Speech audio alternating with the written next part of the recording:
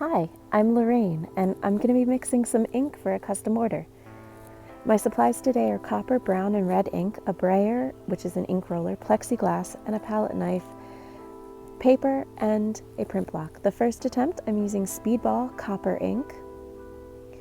Straight out of the tube, it was a little cold, so I had to work it to heat it up. The viscosity increases the warmer it is, so you really have to work it on that plate. And here we go. So that copper ink prints really gold. All right, not quite the color I was going for, so let's add some brown. So just add a little bit of brown. Oh, that was gross, but it mixed in really nicely. Add a little bit more gold down into it.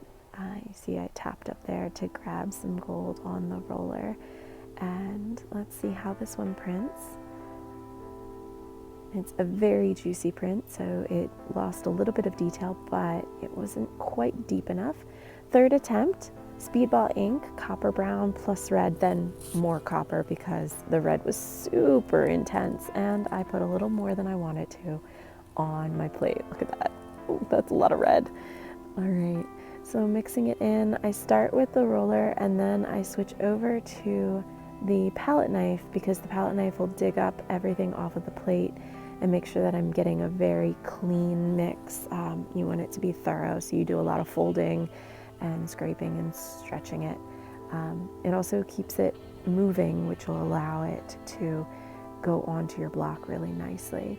So here we go, and that is the color that I was looking for. So let's look at all three together. You can really see the difference when you hold them up next to one another. First one, which is just copper, is really very gold.